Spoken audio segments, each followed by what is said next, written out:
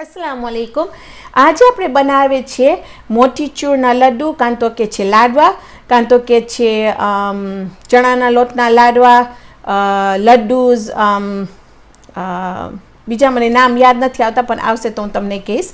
પણ બહુ સિમ્પલ હું તમને બતાવીશ કે આ કેવી રીતે આમ કરવાનું છે. હું બહુ ઘણા બધા બનાવી છું આ, તો મને થોડીક વસ્તુ તમને કહું છે કે તમારા માટે ઇઝી રહે અને ઘરે બનાવવાથી એનો સ્વાદ એકદમ મસ્ત થાય છે.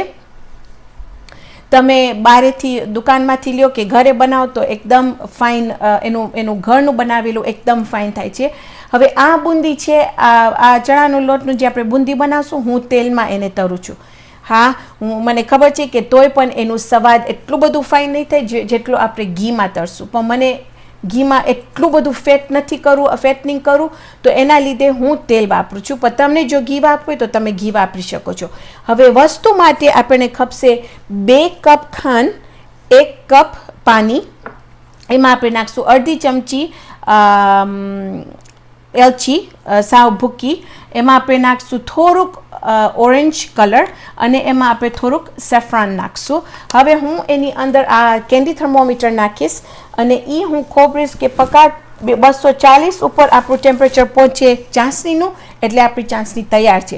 મને ખબર છે ઘણા માણસોને ચાસણીવાળી વસ્તુ જરાક બીક લાગે છે બનાવવા માટે, પણ હું તમને કહું છું કે તમે જો હું તમને કહું છું તમે ફોલો કરશો તો તમારા લાડવા એકદમ મસ્ત થશે. અહીંયા છે મારી પાસે 2 કપ લોટ, એમાં આપણે 1 ચમચો ઘી નાખશું, જે છે હું ઓગાળી નાખી છું, અને પછી આપણે એમાં પાણી નાખશું. હું તમને મેઝરમેન્ટ પાણીનું નાખીને હું તમને કહીશ કે આપણે કેટલું નાખશું. હવે વસ્તુ માટે હું તમને બતાવીશ કે આપણને ખપશે, તમારી પાસે આ જારો હોય ઘરે તો તમે આ વાપરી શકો છો, પણ જો તમારી પાસે આવો જારો હોય તો બેટર છે, કારણ કે આ જરાક મોટું છે અને તમે જોશો તો આમ બકુલી જેમ જરાક ઊંડું છે, તો એનું જ્યારે આપણે બુંદી પાડવા માટે આપણને ઇઝી પડશે. તમને એક મોટી સાની ખપશે અહીંયા.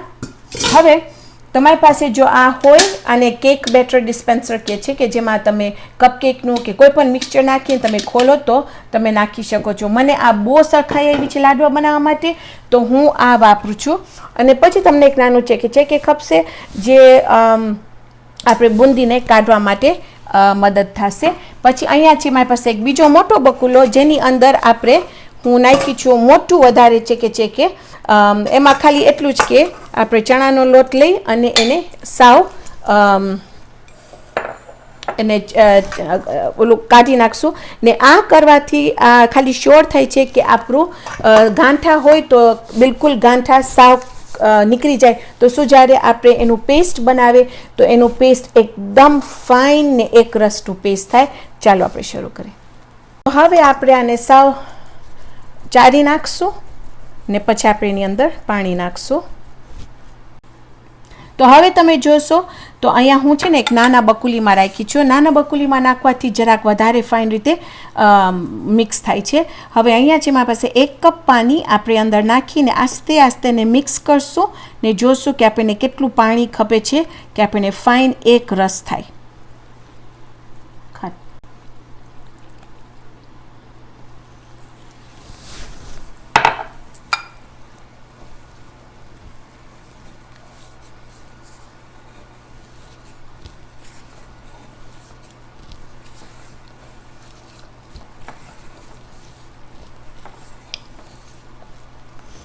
તો હવે આ મિક્સચર આપણું બહુ ઘાટું છે હજી, તો હું એની અંદર અડધો કપ પાણી બીજું નાખીશ ને આપણે મિક્સ કરશું ને જોશું કે આપણું મિક્સચર કેવું પાતળું થાય છે.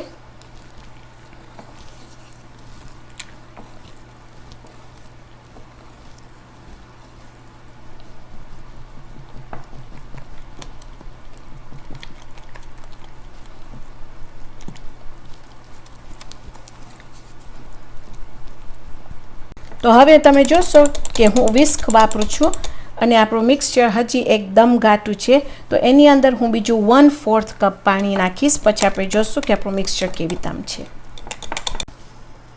ઘી ઓર ક્લેરિફાઈડ બટર,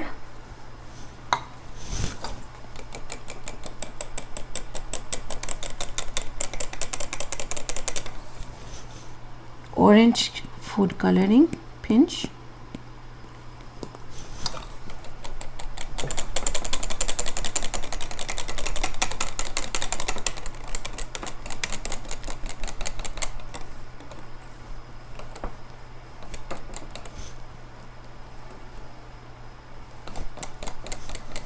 અહીંયા તમને જોશો પહેલાં કે તમારું તેલ તૈયાર છે. તમે પહેલાં 1-2 ટીપા નાખશો એની અંદર, અને જો તમે જોશો કે તમારા ટીપા તરત જ ઉપર આવી જાય છે એટલે આપણું તૈયાર છે. એનું તાપ એકદમ ફાઇન છે. તો હવે આપણે તમે જોશો હું મારું આમાં નાખી દીધી છું મિક્સચર, અને એમાં આપણે થોડુંક અવિતામ નાખશું.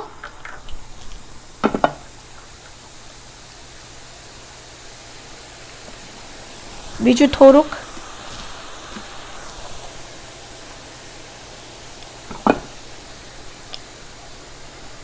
પછી હું ખાલી અવિતામ એને કરીશ.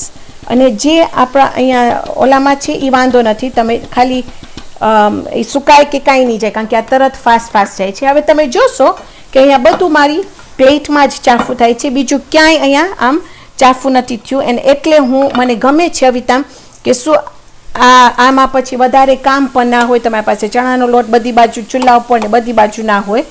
હવે એને હું ખાલી ફાઇન રીતે અવિતામ જરાક જોઈશ કે તૈયાર છે કે નહીં. તમને ખબર પડી જશે તમારી બુંદી તૈયાર છે. તમે એને આનાથી તમે ફીલ કરશો કે જરાક આમ ક્રિસ્પી થઈ ગયું છે. અને આને આપણે બહુ જરૂર નથી તરવાની, ખાલી જરાક જ, અને તરત જ પાકી જાય છે.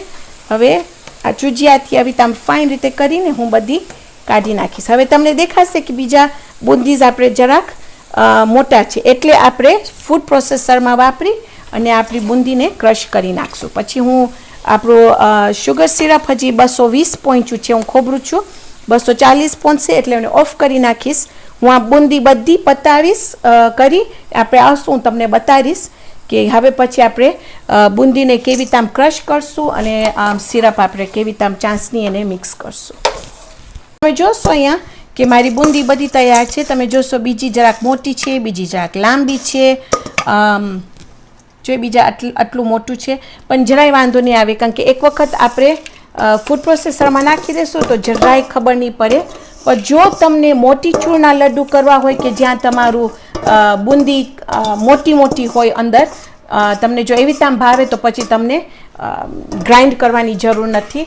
અહીંયા આપણું તમે જોશો તો આપણું ચાસણી પણ તૈયાર છે, અને 220 ઉપર સુધી તમે લઈ જાજો, એનાથી વધારે નહીં કરજો. 220 ટેમ્પરેચર સુધી, પછી તમે એને સાવ ઠારી નાખજો. ઇન્શાલ્લાહ હું આ પતાવી અને આપણે જ્યારે એક વખત ગ્રાઇન્ડ કરી નાખશો તો તમે જોશો તો અવિતામ એ લાગુ ખપે. તો એક વખત હું ગ્રાઇન્ડ કરી નાખીશ, પછી આવીને હું તમને બતાવીશ કે આપણે શું કરશું. હવે હું આમાં મને નાખું છે બદામ, તો હું સ્લાઇસ બદામ વાપરું છું. એમાં હું લગભગ ફૂડ પ્રોસેસમાં લગભગ 1 કપ જેટલી નાખી છું. તમે આનાથી વધારે કે આનાથી ઓછી નાખી શકો છો. અને આ લઈને આપણે જરાક જ એને ભાંગી નાખીશું, બહુ નહીં.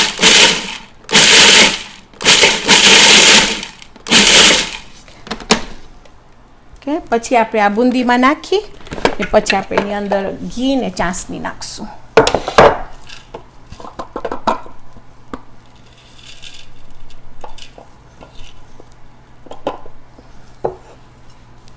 અહીંયા છે મારી પાસે આપણું બદામ અને બુંદી અને તૈયાર છે. આપણે એને ફાઇન રીતે હલાવી નાખશું. હું જરાક એને ફૂડ પ્રોસેસરમાં લઈ અને એને ભાંગી નાખી છું.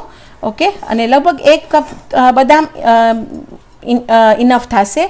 હવે આમાં જો તમને રેઝિન્સ નાખવું હોય તો બિલકુલ તમારા ઉપર છે, પણ હું નથી નાખતી. હવે આપણે લઈને એની અંદર 2 ચમચા ઘી, જેને હું ફાઇન રીતે ઓગાળી નાખી છું, એ નાખીશ એની અંદર. પછી આપણે એને ફાઇન રીતે મિક્સ કરશું. હવે અહીંયા જે મારી પાસે આપણું સિરપ છે, આપણું ચાસણી છે, હું જરાક જુદી રીતે કરું છું. આપણે આ ચાસણી લઈ અને આપણે આસ્તે આસ્તે આપણા લાડવામાં નાખશું કે પક્કા જો આપણું લાડવું આમ બાઇન્ડ થઈ શકે તો આપણે બસ બીજું નહીં નાખીએ. જો આપણે આ બુંદી લઈને બધી આપણી ચાસણીમાં નાખી દઈશું તો આપણે ચાસણી એની અંદર કાઢી નહીં શકે, એટલે આપણા લાડવા એકદમ મીઠા થશે.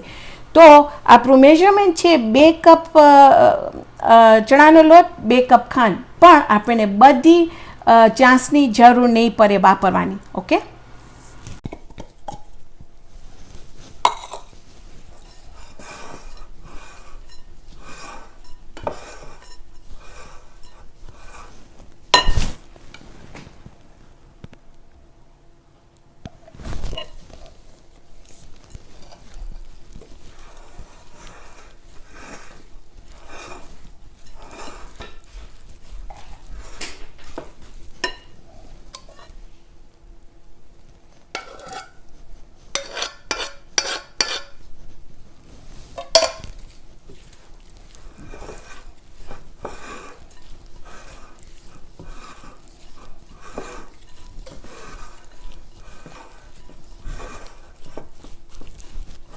તો તમે જોશો કે આ ફાઇન રીતે હું મિક્સ કરી અને જો આપણે એને આવી રીતે આમ કરીને મૂકશું તો ફાઇન રીતે આપણું ચાસણી ફાઇન રીતે હોલ્ડ કરે છે.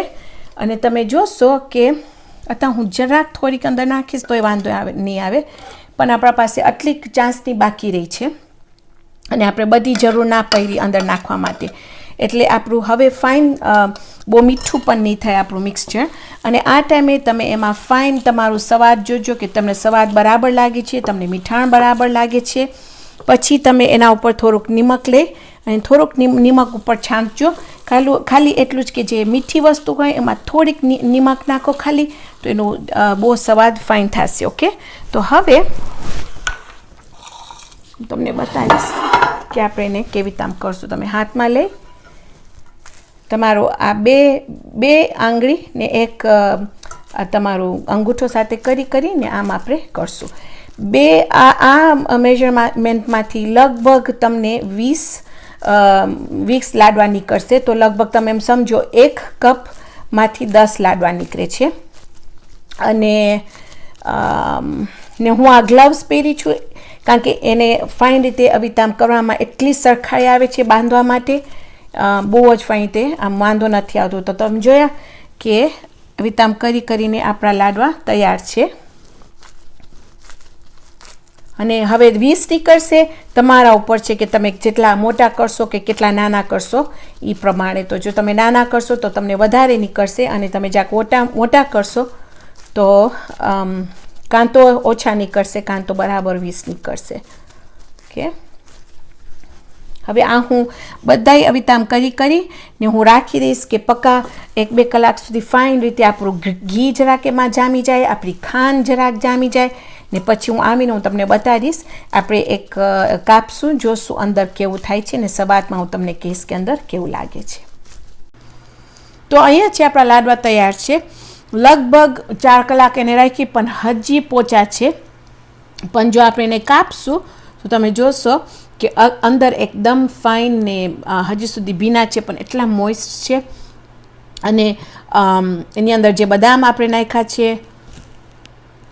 અને જે થોડુંક નિમક આપણે નાખ્યા અંદર, એટલું એનો ટેસ્ટ બહુ ફાઇન થયું છે અને એકદમ મીઠા નથી. તો આ તમે એક આખું પણ ખાઈ જાઓ તો વાંધો ના આવે, પણ બહુ જ ફાઇન થયા છે. તો ઇન્શાલ્લાહ આજે આપણે બનાવ્યા છે લાડવા. ઇન્શાલ્લાહ આવતી વખતે આપણે બીજી જબરદસ્ત રેસિપી બનાવશું. તો ત્યાર સુધી ખુદા હાફિઝ.